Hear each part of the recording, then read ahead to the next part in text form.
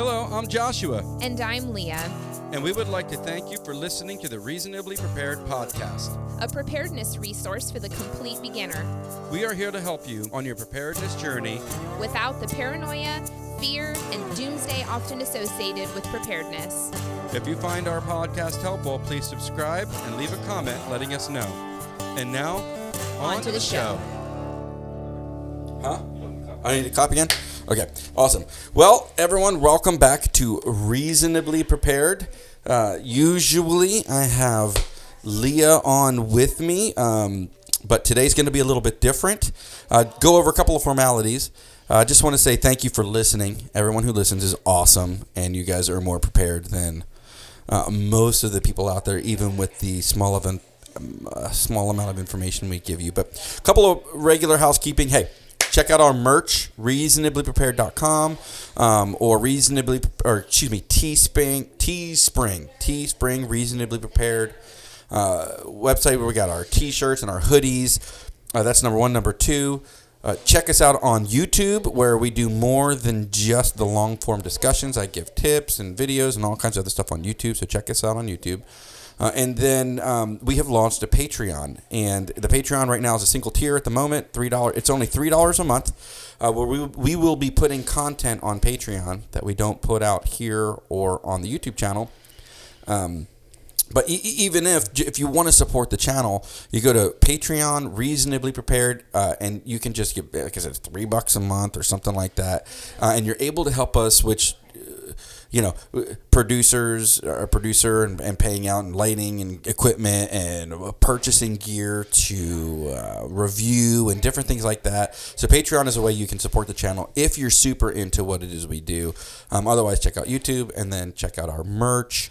And just an FYI, there are many links that we'll put in the descriptions below, and those are affiliate links, and those also help out the channel. So welcome back to Reasonably Prepared, and today we are on location at a very old friend's house. So if you hear some dogs barking or some kids running around, my kids are playing with his.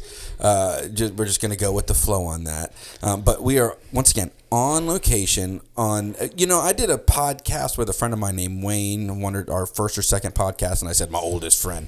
Well, I've known Wayne for a long time, but this particular gentleman, this guy, that is about, I did the math yesterday. Okay, hold on, we'll go over that. We'll go over that. This guy I have known, he's going to do the math, for a very long time. I mean, a very, very long time in my life. He was in my wedding. Absolutely. Was in my wedding. I think there's wine that's not been aged as long as we've known each other. There's probably anything in a box, probably. There's cigars that haven't been aged. Absolutely. Yeah, Absolutely. There's lots of stuff. So I've known this awesome human being for a very long time, and we're going to go over our journey together and his preparedness journey. But right now, I want to introduce to you one of my oldest, greatest, awesomest friends, Isaiah. Hey. Dude, Isaiah. What's up, my friend? Dude, I am so stoked to be in your house. Absolutely. We rolled into town this morning for this, and I actually haven't seen, so I've known Isaiah. Okay, hold on, do the math. All right, so my kids wanted to know how long I've actually known we call Uncle Josh. Mm-hmm, I said over 25 years, but we actually sat down and did the math, and it's only 23. What year did we meet? We met in 1996. If I remember correctly, at Busy Bee. Busy Bee Cafe. In Pearland, Texas. Absolutely. And we've worked several jobs together. Bro. Okay, so many. So he and I have worked, not only have we've worked at several companies together. So from like Taco Bell. Absolutely. That's the first one. Yeah, when we were kids, Taco Absolutely. Bell. I was 20. How old were you when you were Taco Bell? I was probably 20. 20. I was 20. Well, how old are you now? I'm 43 years old. Okay, so that would make sense because I'm 45. Okay, so yeah, I was 21. Yep. Okay, that makes total sense. Absolutely. No. I turned 21. Oh, yes, absolutely. I was there. I turned 21 while I was working at Taco Bell. I just moved to Texas. I was only here for, 6 months or so. Yep. Karaoke at a Mexican bar was pretty awesome. My 21st birthday. Absolutely. I half remember it. Or I remember half of it. Absolutely. Whichever one. So anyway, yeah, I met Isaiah, and so it looks in 1996. And Isaiah, back then, man, just quintessential city guy. Absolutely. Grew up in the suburbs, had the typical 3-bedroom, 2-bath house, mom working in the medical field, dad a teacher, and so, hey, living the dream, buddy. Yeah. Absolutely. Regular dream. But we've worked at how many companies together? So there are obviously Taco Bell. Taco Bell, Urban Outfitters. Oh, I forgot about Urban Outfitters. That's right, Urban Outfitters. Sears. Okay, so I thought it was 3, but it's 4 because I forgot about Urban Yep. Outfitters. So you Taco were shipping Bell, and receiving Urban Outfitters. Shipping and receiving, absolutely. And I was on the sales floor. Yep. Okay, so to start over again. So Taco Bell, then it was Urban Outfitters. Absolutely. Sears. Sears again. Absolutely. Excuse me, Sears. We worked at Sears together. Twice. In 2 different states. 2 different states, absolutely. In Texas and California. Yep. And Willard Tool and Grinding. Willard Tool and Grinding. Shout out to old Willard Tool and Grinding, where he was the chief inspector. Yep. And I was we were just talking about earlier, I was the liaison. I was the machinist, supervisor, and liaison to the engineers. Absolutely. So I got to decide whether or not his parts were good or not. Yeah. And then whether we were going to ship them or not. Yeah. And if they were wrong, I'd kick him in the shins. Anyway, so it's been 23 years. 23 years. Of really good friendship. Absolutely. You know? Absolutely. There was, I don't remember how long the time was where we were kind of... It's been in spurts. So we first met each other and spent many years just living life. Hold on, I'm interrupting. And several bands together.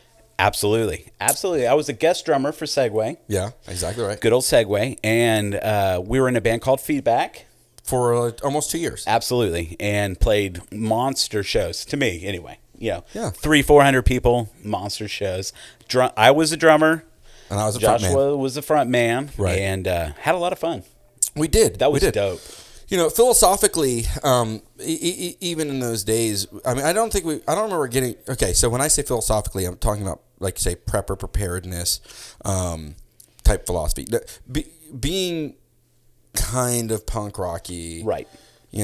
We did have, way back in the day, lots of discussions on, independent thought. Absolutely. Absolutely. Which I think were kind of the groundworks that laid a lot of the groundworks for you to, for you personally. I don't want to speak for you. You know what I'm saying? No. But because we're so close, to think differently than how you were raised. No, absolutely. I mean, I was raised by a theater teacher and a nurse, and depended upon the grocery store for sustenance. And so I just assume that's the way you live life. You go to the grocery store when you run out of food. Right. And you go once a week, you get as much food for a week, and when you run out, you go back. Right. Yeah. Well, and there was a lot of discussion. I do remember back in the day we would have all kinds of, obviously both being Christians, and then you're being raised Catholic, and then me, of course, not being raised Catholic, but having lots of spiritual discussions. We did a lot of drinking together. We did a lot of other things together that probably weren't the healthiest of things to do when we were young. I'm pleading the fifth. You're pleading the fifth. When we were young, when I was young, we did some retarded things. But regardless, we were always engaging each other on thought and ideas and philosophies. And I remember always holding each other accountable, and really diving into, like, what are we doing? Right. And that's really what I appreciated the most. For sure. So, and to give it just a teeny tiny bit more backstory about our relationship, I mean, Isaiah and I were so close that he was a groomsman in my wedding. Absolutely. And was at my wedding. We were, not only were we in bands together, but we did a lot of trying to run 1 or 2 small businesses. What I would say, the band businesses and things like that together. Definitely. We have been through, as far as friends are concerned, some of the roughest times of, like, not hating each other, but being personally offended. Correct. And going really into the depths of relationship together.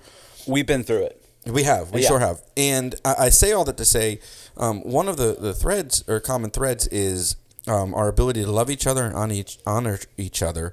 But what I really want to work or talk specifically about today and why I would like Isaiah to come in specifically today is I'm starting this podcast and this YouTube channel I have for what I'm calling the complete beginner, for people who are just beginning or just researching their preparedness journey, who realize in today's world that not everything is certain, and that we do have an amount of personal responsibility to take on how the trajectory or the direction our lives are taking, and how we operate within our own family Absolutely. and relationship units. And Isaiah is a absolute 100% case in point, a case study in living the actual regular good old fashioned American dream, but then learning about taking personal responsibility on one's own life and future. Absolutely. Absolutely. Pertains to preparedness. And what gets me too is, you were raised in an area of the country, it's Houston, Texas, that, Right.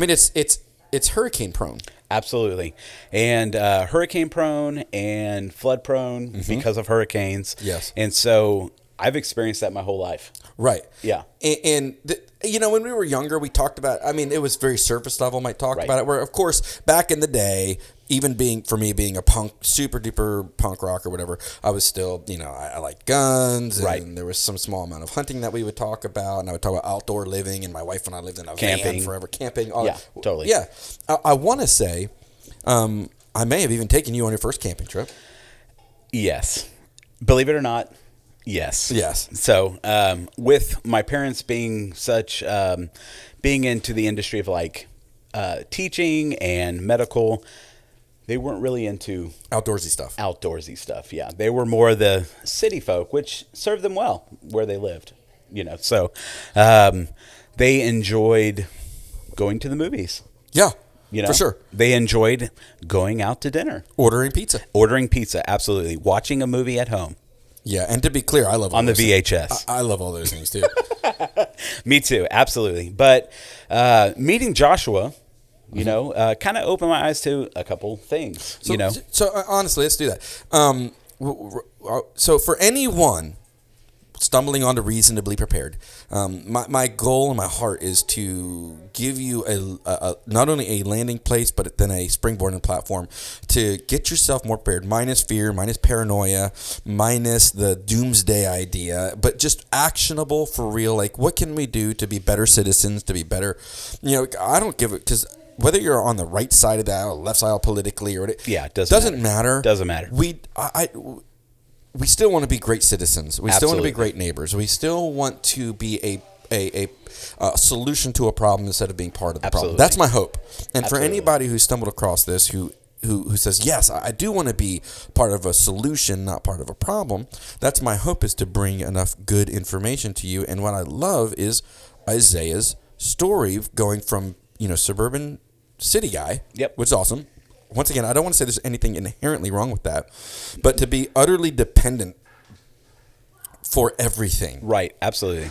Dependent upon the grocery store. It's not wise. Yeah. We know it's not wise, not because there's something wrong with you or something wrong with the grocery store, but because it's inherently fragile. Absolutely. Right? It's not completely 100% dependable. Absolutely. And we discussed this story earlier on what really got me to this point, right? And we were actually, in a Walmart. let's do that. Let's start at the beginning. Let's start at the beginning of your preparedness journey. Absolutely. Okay? Let's do that. I know that I had a large part to play in the beginning, but quite honestly, there are several places now that I'm realizing, like, you've gone far beyond me. Yeah. So let's start at the beginning from your perspective. So growing up in the Houston area, we are hurricane prone, and my parents really weren't worried about preparedness. And I grew up in a house where we went to the grocery store once a week, and what we did is we got the groceries for 1 week, and when we went through them, we got groceries the next week. So that was my level of preparedness, is 1 week at a time. Now, I do remember a story of when me and Joshua were in a grocery store, and he kind of explained to me, he said, what would happen? Do you remember this, Joshua? So 100%. Dude, I reference this all the time. All the time. Because it was eye-opening for me, too, though. Yeah. Trying to serve and love. This was not an argument. This No, was not at all. me just trying to be a friend, right? Absolutely. And It was a grocery store, I believe, that started with a W. Okay. Yeah. Awesome. Awesome. And so we were standing in the middle of the store, and we were standing in the middle of the water aisle. And he brought to my attention just the fact that, hey, if there was an emergency right now, this exact moment, the amount of water that is on the shelves, how much would be left if everyone in the store bought it? Right. Right this second. Right. Right. And I kind of scratched my head and said, well, there'd probably be zero. Well, no, 'cause I said, Yeah. let's do the math. Okay, how many people? I totally remember. I said, how many people can you see in eyesight? Right. And I said, each of those people buys 2 gallons of water. Correct. Let's do the math on what's Or on the even a shelf. case of water. Yeah. Yeah. Well, in the gallons, but yeah. Yeah. Buys water. Let's do the math. Right. How long does the water on the shelf right now last based on who we can see in the store? And it's gone. Right. And I said, okay. It's gone. They've got another full stock shelf worth in the back. Right. So now how much water do we have? Yeah, you've got maybe a couple hours Of water. of water In the store. in the store. Right now. Right. And so I really didn't understand how grocery stores stock. Right. And so I thought for sure that they had an unlimited supply of food, unlimited supply of water. And so that if you needed something, you just go and pick it up. And when I realized that what Joshua was saying is that they can run out. Right. And that really brought to mind, oh man, what's going to happen? Anything. Yeah. What's going to happen if I can't get food? Right. Yeah. Right. So what that did for me was a wild eye opener, and me having at that time a wife, two kids, Two. Yeah, one on the way. 2 kids, one on the way. I'm like, wow, Yeah. am I just going to be left without any food or water? Right. So what that did to me is I was able to start my own plan. Right. Right. Right. So, and so I'm exactly at the point that people watching this website are at right now. At the beginning. The idea the that like very beginning. Yeah. So I remember, I distinctly remember, I tell this story to people all the time and they're like, oh, I had never thought of that either. Right. If it literally takes an hour Right. to clear the shelves of water and probably 2 hours to clear the shelves of food And in a we grocery have, store. We have seen this in recent times now. Recent times. Yeah. Within the last year, COVID. Absolutely. I have COVID. pictures of going to, okay, second thing is HEB is awesome. HEB is wonderful. If anybody lives anywhere near Texas, HEB is the greatest. How long have I talked about HEB? Even California, Absolutely. we told Californians when about. we were living in California, Sorry, there's no better grocery store we were than HEB. boasting on HEB. Yeah. Every chance we could get. HEB is so great as a grocery store. Number one, the shopping experience is great. Number two, their products are always wonderful. It's one of the things I love about Texas. But here during the hard freeze, by the time we're making this this podcast, Texas has gone through its hard, gnarly freeze. And because of your preps, you guys were good. Correct. Yeah. 8 degrees. Yeah, and we'll talk more about that in a little bit. But HEB up in San Angelo and a couple other areas, during the initial onset of the hard freeze, they were shipping truckloads and truckloads and truckloads and truckloads of water to locations and not putting on restrictions on purchasing water. Absolutely. And I mean, even if you were in the store at that time and power went out, they were giving food free. Yes. Yeah, when the power went out, that's what a great grocery store is. Absolutely. Anyway, we got to rant on HEB because it's so awesome. Where were we going with that? Where did we start on HEB? So I'm at the very beginning. Okay, at the beginning. Right, Absolutely. exactly. So I have now realized that I am not prepared. For anything. For anything. I mean, not even a day. Right. Not even a day. Right. So I talk to my wife and I say, hey, can we talk about this? And so what I did is we put a plan together that every time we went to the grocery store or any type of store, we would buy one extra Of whatever we were buying, right? Whatever, So yeah. like water, any non-perishable goods, stuff like that. And that's where we started. Yeah, That's where we started. which is awesome. Absolutely. And if anybody were to do that, that puts them already ahead of the curve. Correct. For taking care of their family. Absolutely. So we were buying double pretty much. But after a while, it was just once we ran out of that one, we still had an extra, but we bought another one. Right. So in cycle 2, you always have. So what that does is it puts you into a position where, let's say you've got a week's worth of food. Now you have 2 weeks. Correct. Absolutely. Absolutely. And I thought I was pretty good with that. But I'm like, man, I'm doing it. Yeah. No, that is okay. Sorry. No. There's no joke. Yeah. No if joke. If you do that alone. Yeah. For anybody starting out, if you just put yourself into a position where your natural weekly routine, correct, you just get a week behind. Ahead of it. I'm 200% where yeah. So I'm like 200% more prepared than I used to be. 100. Yeah. I was just about to say 100%. Yeah. No, that's 100. These stinking percentages, it starts to get confusing. That is correct. Yeah. If you are typically keep 1 to 2 cans of green beans in your house, for example, exactly. and you've got 4, you're now that much ahead of the game. Absolutely. In a lot, the water thing was eye-opening. Absolutely. For you and for me as I discussed it, because it helped me realize that, I can actually, lovingly, without paranoia, right, without fear, without doomsday stuff, actually, educate people on,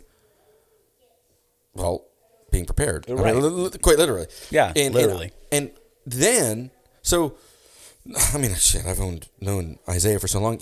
We've lived in several states together, so let's talk about California. Okay. Actually, I want to say California is where we had the conversation. That is correct. Yeah, we had the conversation in California. Absolutely. One of the reasons I brought it up is because California is so fire prone. Yes, it's the hurricanes of California. Exactly. Right. What is to Texas? Hurricane, correct. Tornado is. But we would experience maybe 2-3 fires at the same time in a year. Oh, yeah. I mean, easily in California. Yeah, California is easily brutally always on fire. Yep. And so I just replaced the hurricanes with fires, and we were okay with that. Right. We were okay with that. All it is. So what I like to do is use real world, actual, where you are, what's the most immediate threat that could happen to you scenarios. Right. Okay. So if you're living in the Northeast or the far Northwest, cold and freezing and blizzards, snow are going to be an issue, right? If you're living in the South or in the Mid-South Oklahoma, tornadoes are going to be an issue, right? Absolutely. If you're living in, there's also a large portion of the South that hurricanes and flooding are going to be an issue. If you're living in the West and Northwest, you're going to talk about fires are going to be earthquakes are going to be an issue, right? Yep. So what you want to do is to not feed into the fear factor of everything, and just work on the real practical, actionable steps of things. Which is something I've personally worked on with friends. Correct. Okay, absolutely. Let's break this down into real terms. Yeah. Right, break it into real terms. So figure out wherever it is you live, and whatever is the most whatever is the most specific, pressing, real world scenario threat. Start there. Yep. Right. Start there, and because we've been friends for so long, you also know this. We also hold a huge value on not just being prepared for yourself, but for your community at large. Absolutely. Churches, civic organizations, community, right? Neighbors, specifically family. I liken it to. I just did a video on, mutual assistance groups, and when you're on an airplane, the first thing they tell you when they're doing the buckle thing and the thing with the thing is a mask will drop down. Make sure you put your mask on first. Why? That's because if you pass out, you can't help anybody. Correct. Right? Do me a favor. Move this around. Always keep it in front of your face there. Cause right there? Or move it. Like if you look at me. Because we're doing like this. Okay. I'll edit that out. But awesome. Because you sound spectacular when you're looking right at the mic. Thank you. Oh, you're welcome.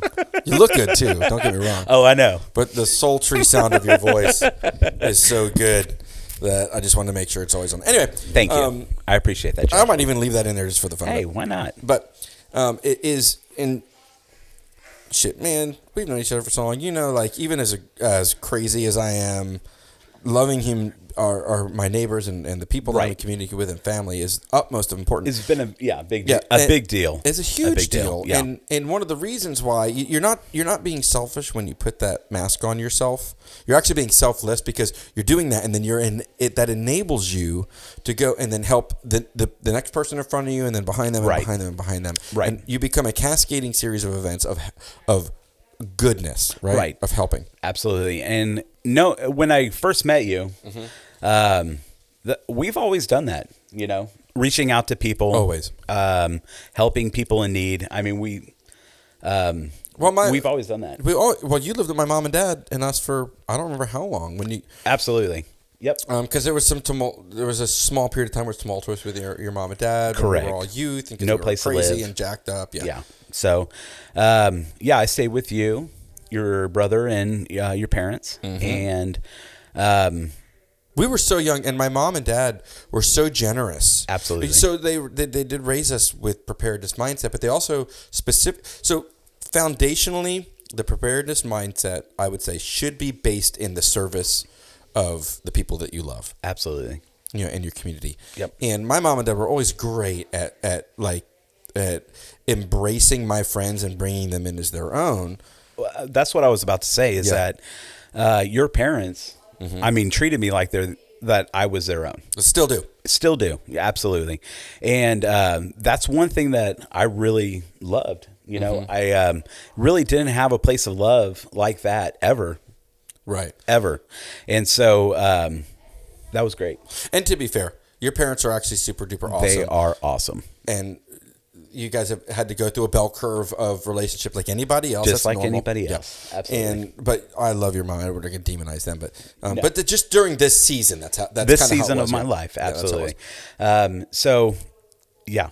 So let's talk about this. So from the beginning, we talk about water.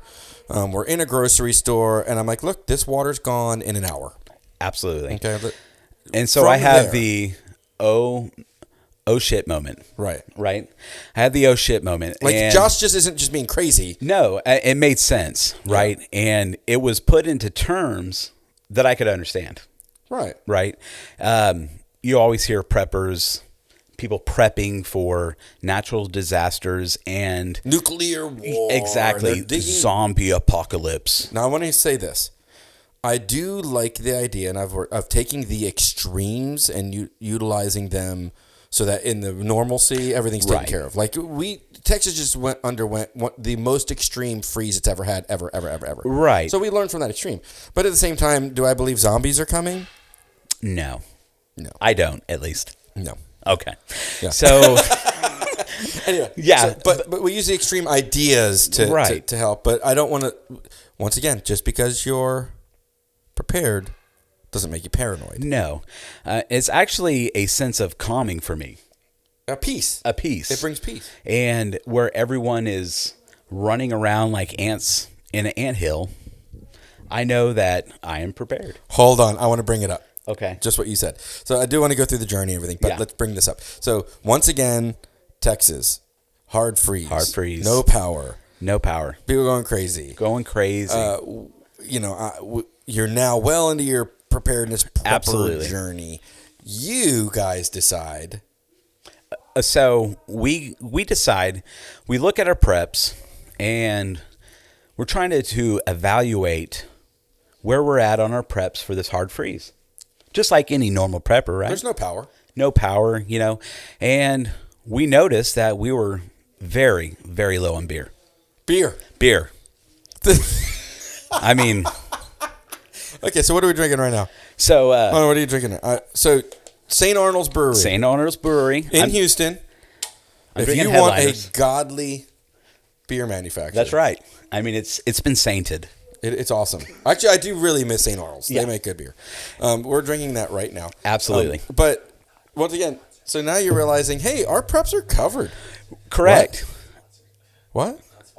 Oh, not a sponsor. Yeah, my not a producers. sponsor. No. My producers. Okay, thank you, Caleb. Caleb's saying, hold on, you got to say not a. St. Arnold's, not a sponsor, just something we like. Right. Anyway, But if you want to be a sponsor, St. Arnold's. reach out to us. Absolutely. I'll send this. I'll email this directly to St. Arnold's. Absolutely. So we're Oh, going through. no. So you're going through your preps. Going through our realize- preps, and we realize Damn. we are very low on beer. So you got to. I mean, that's a dilemma. You got to do what? We got to go to the grocery store and get some beer. So me and my wife, Rebecca, we we get into our car, drive over to Kroger, and it is crazy. Packed. I mean, you've got lines for the curbside pickup. You've got people just ransacking water, Dude, bread, dude. you know, just everything. But guess I what? have pictures. Guess what aisle was not busy? The beer aisle. The beer aisle. So rad. And guess what you were only worried about? That's the only thing we were worried about was beer. And so we walked into Kroger and we got a cart and we filled it up with beer, and we had to get some prescriptions. You know, just that's right. normal A day couple of things, prescriptions. yeah. You know, but everybody had baskets full of food, and they were kind of looking at us strange because all we had was beer. Bro. Yeah. So out of curiosity, because we didn't even go to the grocery store. Yeah. Like during that time period when recently when Texas had its Right. winter, what did we call it? Winter-mageddon? Snowpocalypse. Ice-mageddon. Snowpocalypse, Ice-mageddon. Absolutely. But tell me so number one, what was the general atmosphere at the grocery store while you're like, hey, we're going to pick up some beer? Right. So it was pandemonium.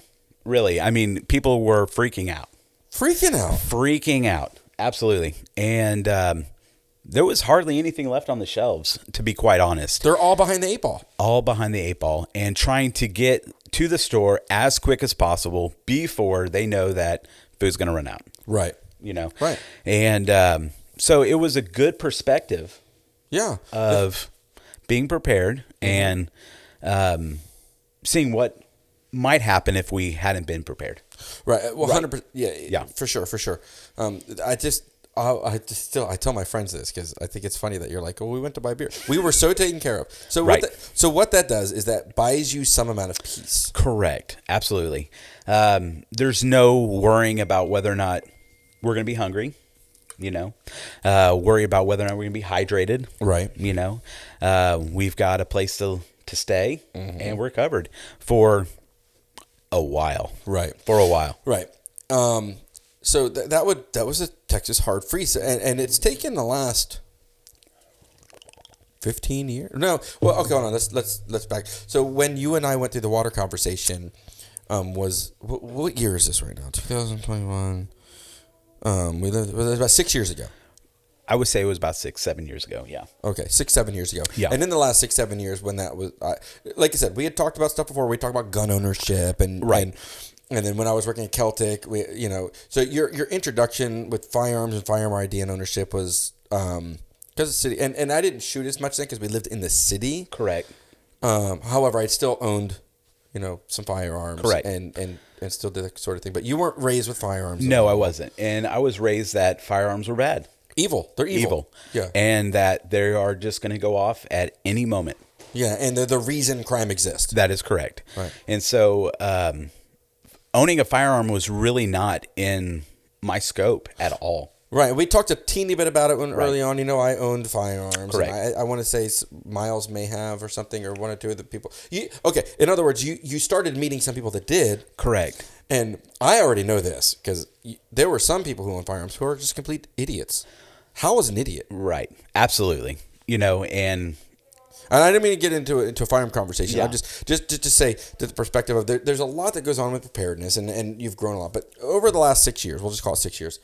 To move from here's what I'm going to call it, utter dependence right on the system that exists. Yeah. Which I like the system. I love capitalism. Right. I love America. I love Absolutely. Western culture. I think it's great. But to be dependent on someone else for everything that exists. I mean, one thing that you told me was that stores usually just stock up for 3 days. That's a typical. And that was also a very big eye opener. It's typical. We call it. They call it the just-in-time supply chain. Okay. What a lot of people don't know is that for everything on the shelf, there's a supply chain cascading series of events that it takes to get to that shelf. Right. right? And to go from its origins to this shelf so you can buy it is actually a pretty long process. Right, and that's what you were kind of talking about. Right, with the water. Right, with yeah, the I just water. boiled it down to water because Right. I always start with water. Right. I know a lot of other preppers start with a lot of different things, but I don't care, what stage of life you're in. I don't care what your economic place is. If you're independently wealthy, You need water. Doesn't matter. If you're a human being, you need water. You need water. Water's the number one. In fact, I know through air. Generally, 99.9% of the time, we all have air to breathe. Right. We all do, whether it's dirty or clean. We all have air to breathe.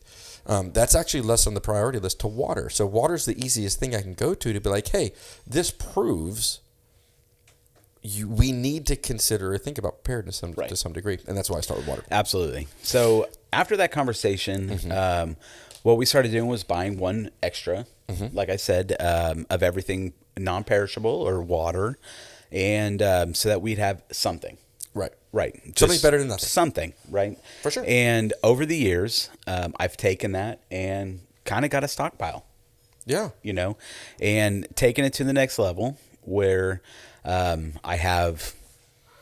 am prepared for a long-term event. Right. Right. You are. You absolutely, and you've done very well. I'm super proud of you Yeah. there. But I do want to say to other people starting out, it's actually, what's really cool about it is it's opened our eyes together and separately from each other to actually kind of a life of adventure. Absolutely. Camping. Going and seeing different parts of the country. Absolutely. Realizing there are different people who make different things that we can. I remember, in fact, we were just talking about downstairs a little bit ago, your joy in the knife that you purchased. Yeah. Damascus steel. Dude. I love Damascus steel. We're at this one gun show and you're like, this is a badass knife. Right. And I didn't buy it right away. No, we walked around this place. I mean, I walked by that knife maybe 3 or 4 times. Right. Saying, man, that is such a beautiful knife. I don't know. I don't know. Yeah. Do I want to spend that kind of money? Seriously. But in the end, right. I bought it. And we use it as an allegory for adventure. So being prepared, getting ourselves into a place where our family's taken care of, we know, and this is financially through, having less amounts of debt, right? Through not overextending yourself, through having surplus of food and all these sorts of things. That enables you, if you've got dreams, if you've got things you want to do, you can do them. Absolutely. When you're not dependent on other people dictating where your food comes from, where your money comes from, where your water comes from, once again, I want to say, I love our modern system. I love capitalism. I love America. Oh, I do. yeah. I really, really, really do. Totally. But the point is to take advantage of the system now, but also get ourselves so we're not so dependent on that system that we can't live without it. Definitely. Or would you agree with that? I would definitely agree with that. And just with recent events, COVID, right? Recent events, it's shown its face, right? And so I'm happy that my family, my wife, my 4 kids, that we are prepared. Right. That if anything were to happen, natural disaster, or anything civil else, civil unrest, that we would be prepared for an extended amount of time. Right. And I want to add to that because I know you well enough to know you actually have an extended family and community, like say even in us. So we live several hours from each other. But if I were to call you tomorrow morning, like say we're here in Waco, where there's something happening in Waco, I'd be like, Isaiah, and you'd be like, dude, just get here. Absolutely. And you would be the same. 100%. 100%. Just get here. I'm big on generosity. For sure. And so friends, family, if they need help, I'm willing to help. Let's unpack that for a second. Yeah. Because I talk a lot about the Joseph, in the Bible. Yeah, Old Testament absolutely. Joseph, having a Joseph spirit. Yep. And, Joseph was under persecution a whole bunch, and Joseph was accused of lots of different things that he didn't do and spent a lot of time in jail. But ended up being the second in command and was in command of preparing that region for widespread problems. In charge of the storehouse. Yeah. But for generosity's sake. Yep. And I want to unpack, this lone island prepper mentality that is pervasive. I just fundamentally disagree with it. Don't agree with it. And that's one thing that me and you, Joshua, have in common. Right. Is Always. a generous spirit. Right. And I have never been one to send someone away. Right. No, no, no, wrong. Yeah. We've always said too, like, I'm not going to turn my property into a hippie commune, and you're not allowed to just take advantage of me, but to love and give richly and generously in time of need, and then teach people too, instead of just giving. So that's what, I want to be clear. I'm going to take care of my family first, but yeah. Right. Which is what we're doing right now with Reason to Be Prepared. We're hoping to give enough information because there's a lot of things that are tumultuous in this world. COVID's proved it. Weather has proved it. Different things have proved it. And it feels like it's happening more and more. And I feel like there's this undergirding. Okay. Or undercurrent of like something is brewing. Right. So what I want to do is I want to take that something could go wrong and use it to our advantage so that if nothing goes wrong, we're just better off. Correct. And we're always serving our once again, because we're both Christians, we believe in serving our God. But one of the mandates of serving our God is to love our neighbors as ourselves. Correct.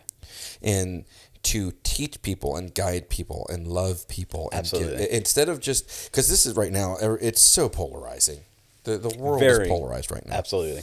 And my hope is that like we can come together through preparedness, through working together, through being community-minded, not communist, but community-minded, through serving one another. We can actually make our country and our local areas stronger places. I will say, knowing my neighbors during the ice storm and through a hurricane that came through last year, knowing my neighbors really came in handy. And we have become really a good community here on the street. And when I'm in need, they help out. When they're in need, we help them out, And you know what's awesome about Texas? The last number of hurricanes that have come through, there is a dramatic difference between the way, say, and I don't want to make light of what happened in New Orleans back in the day, but Houstonians and Texans, man, they come together. Absolutely. When shit hits the fan. When we had the major when Harvey came through, everyone was surprised. I wasn't. I've been here my whole life. Yeah. So what was it? What was the brigade they called it? It was the Cajun Army. The Cajun Army came in from Louisiana, and it was just lines and lines of trucks with boats. And the governor at the time, the mayor of Houston. The mayor of Houston. He's like, look, I don't care if your boat is registered or legal. I don't care if your car is legal. I don't care. You go out. We are going to go out and we're going to help each other. Absolutely. There's not going to be tickets. There's not going to be jail. There's not going to be. That's help one thing about this area is that it is community based. It's so awesome. Yeah. And when everything hits the fan, we know that we can count on our neighbors. Yeah. And like my mom and dad's neighborhood, I mean, not Harvey, but the one before it. I can't remember what it's called. And it blew the roofs off. Right. It's probably Rita. Thank you. Yeah, it's Rita. It was Rita. There was a lot of cool jokes like, we asked for margarita, not Hurricane Rita. No way, you hear your dad does? I didn't live here then. Yeah. But I know mom and dad were telling me that like they were having block parties. Yep. Where like people who had surpluses of food were like, we don't want them to go bad because there's no power. Absolutely. So they were having block parties where there were grills at the end of a cul-de-sac and everybody was working together to feed each other. Absolutely. Of their own accord. Not because the government told them to, not because they have to, but because they were loving each other well. And that's huge, man. Huge. I mean, during Rita, I had surgery on my finger and was out of it. And my buddy's parents said, hey, why don't you come stay with us during the hurricane? I'm like, cool, let's do it. So, whoa. Yeah, I mean, that's this area, though. They're very community based and dramatically generous. different. Yeah. So that's what I've based my preps on. Yeah. Is to be community based. Yeah, exactly. And we love one another. And absolutely. We do that well. So I know it sounds like I'm bragging, but I'm just saying we do it well. I do it as best I can. We do it as best we can. And we do it on purpose is what I'm saying. That's what I mean. will say there was a hole in my prep game during this last ice storm. All learned. Leah and absolutely I have learned lots and lots. And we've been doing this for years and years and years and years and years. Now, of course, we moved and we lost some traction on some things. But that's kind of the next point. Maybe even the final point is to use some of the hardships in your life. Don't shy away from them. Right? That's another thing I remember us talking about where you'd be like, well, so-and-so got laid off and my dad lost his job. Or blah, blah, blah. I'm like, well, why didn't your dad just start his own business? We had all these crazy conversations about just DIY style living, right? Yep. And which was super good because not only did it open your eyes to it, but it enabled me to practice what I preach. Right? Which is an accountability type situation where I get to practice what I preach. I get to say, if we're going to do this, I need to be willing to step up and do this and not just be a jackhole preacher, whatever it is. My hole was heat. Heat, which was most people's hole. We are so used to hurricanes coming through summer that really we're looking for fans. Right. Battery powered fans, keep the AC solar powered fans, stuff like that. Where my hole in my game was heat. Right. And so luckily we had a lot of blankets. Yeah. So Lee and I have talked about that. One of the videos we just recently did, I talked about hey, just go to yard sales. Yeah. We have some ugly ass blankets. I love you, wife, but we've got some crazy blankets. Yeah, but then you buy a yard sales and then you got an abundance of blankets, right? Yeah. So that in this position, it was a cascading series of events. Water went first. Absolutely. Heat, not just electricity, other heat because of electricity. So Correct. you could say electricity, but heat was the next one up. Right. And I kind of saw it right before it happened. And so we kind of had a family meeting and said, okay, worst case scenario, guys. This is my worst case scenario is that the power goes out. Thinking the power is not going to go out.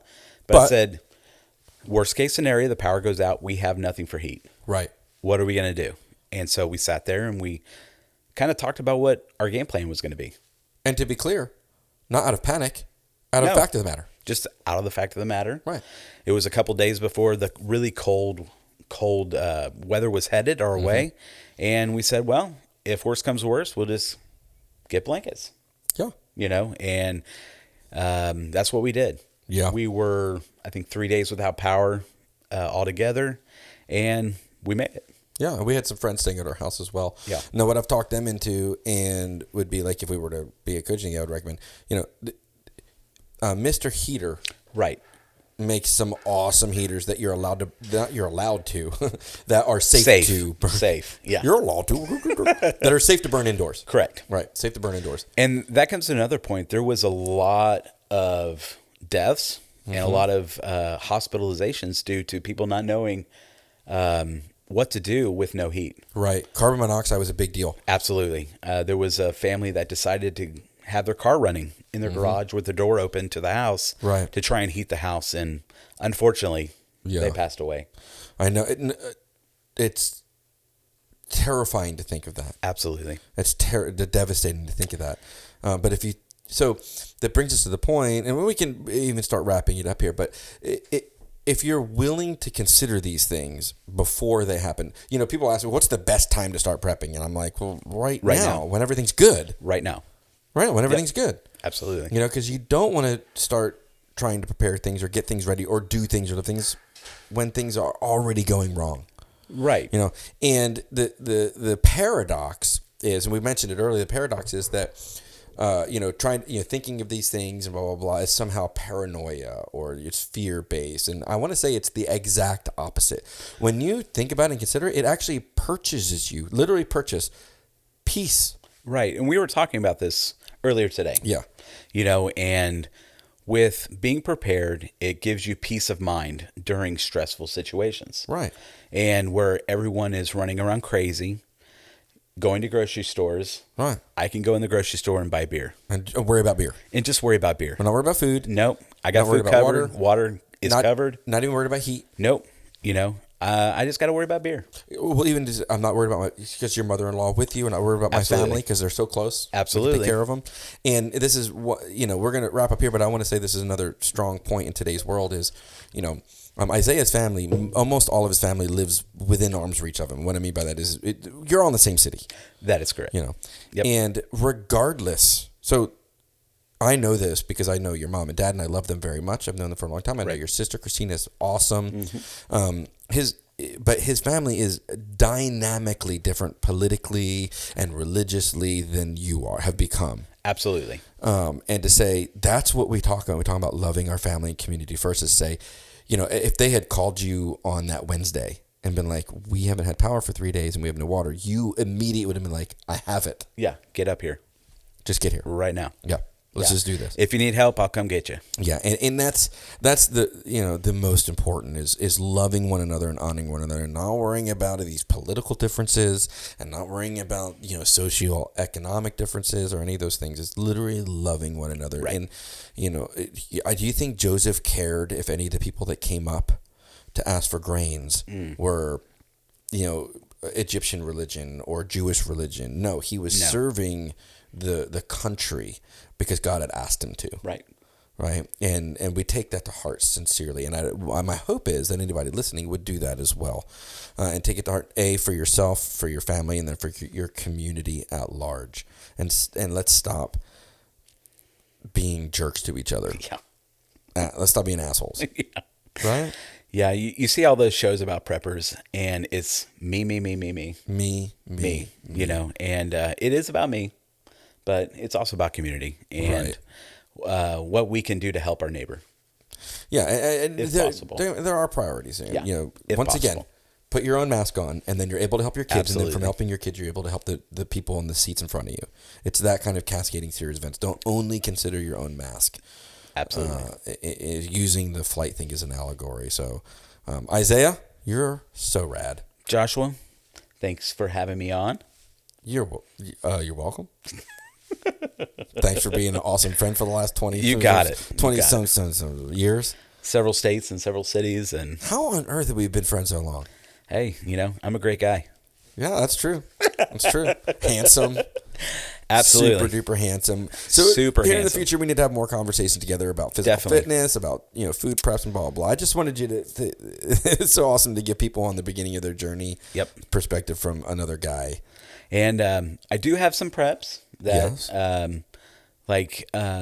ham radio.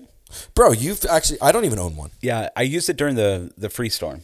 Yeah. Snowpocalypse and Ice-mageddon. But I was able to get some actual news, weather reports out of a ham radio. I don't even have one. Yeah. I want to. Yeah. I focus so many on other things. I'm like, I don't have ham radio. Yeah, it was great. There's some things you have that I don't. And, Yeah. of course, vice versa. Which is why community is so awesome, because we can Absolutely. compliment each other. But anyway. Yep. So thanks for being on Reasonably Prepared. You got it, buddy.